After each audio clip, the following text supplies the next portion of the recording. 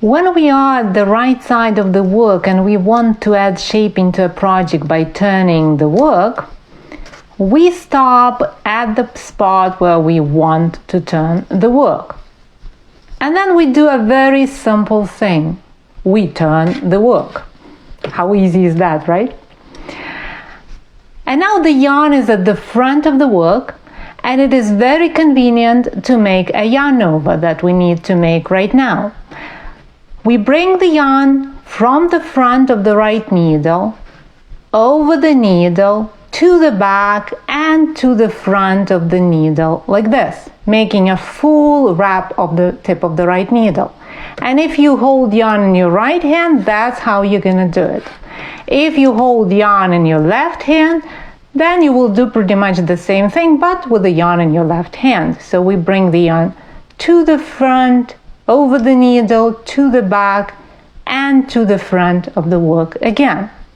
And then we slip the next stitch purlwise from the left needle to the right needle. And by purlwise I mean that we insert the tip of the right needle into the stitch from right to left.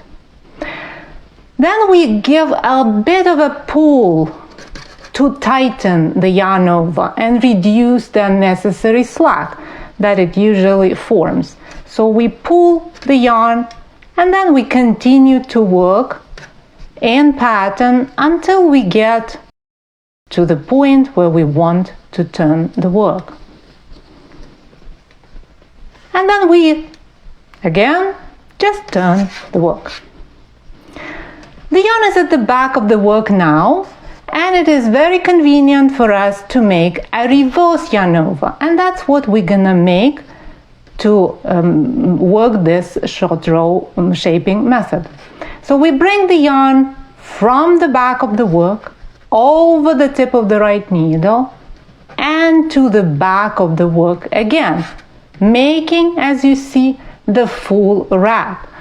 And now the yarn goes back to the back of the work. And if you hold yarn in your left hand, then you will do it like this. Back, over the needle, front, and back again. Then we slip the next stitch purlwise by inserting the tip of the right needle into that stitch from right to left, like this. And again we tighten the yarn over, so we pull the yarn to tighten this yarn over and reduce the unnecessary slack. And continue to work until we are ready to turn the work again. Let's do it again. So we turn the work, then we make a regular yarn over, a full wrap. So we follow basically the yarn. If the yarn is at the front of the work, so we go front, over the top of the needle, back and front again. And then slip the next stitch purlwise and pull the yarn to tighten the yarn over. Then we work in whatever pattern we need to work until it's time to turn the work again. The yarn is at the back, so that means it's easier to make a reverse yarn over, and that's exactly what we need to make. We don't make it because it's easier, we make it because we need to make it. But by having the yarn at the back of the work, it is actually easier to remember which way we go. We go back, over the needle, front, and back again. And slip the next stitch, and remember to pull. This reduces the looseness of the stitches. And then we do it until we are happy with the shaping. And in the closing row, when we need to close those gaps, because gaps didn't go away, right? They're still there, see?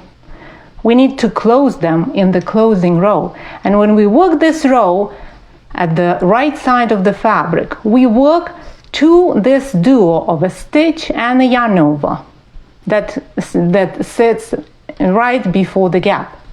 And then we knit the stitch, just the stitch, not a yarn over. We knit it the usual way through the front loop. And then we knit the yarn over and the stitch across the gap together. again the usual way. We go from left to right into that stitch and the yarn over together. And if you hold yarn in your right hand, you will wrap the needle like this. If you hold yarn in your left hand, you will do it like this. And then you pull the wrap through both stitches and slip them off, knitting them together. See, the gap is closed. Let's do it again. So we came to the spot where we have this duo, the stitch and the yarn over, and the gap after that. So we knit the stitch the usual way, and then we knit the stitch across the gap and the yarn over together, just like this, and work to the end of the row. That's how we deal with the gaps that stay at the left hand side of the shaping. See, and now it's really difficult to tell that there was some shaping done over here. The stitches are consistent and looking quite neat. Let's see how we can achieve the same result by closing gaps at the other side of the shaping. And we do it in a closing row at the wrong side of the work. We work to the stitches that are at the very edge of the gap. And these stitches would be the duo of the stitch and the yarn over. You can clearly see them, they kind of stick together, so they're easy to identify. And then we purl the stitch and we stop when we get to the yarn over. With the yarn in front of the work, we slip the yarn over purlwise without twisting it, and then we slip the next stitch knitwise. We insert the tip of the right needle into that stitch from left to right, and then ease the left needle out, slipping the stitch knitwise and twisting it. And then we return these both stitches, the stitch and the yarn over, we return them back to the left needle. Now comes the most awkward part. We need to purl these two stitches through the back loop. This is the only way that we can achieve a perfectly nice neat look on the right side of the fabric.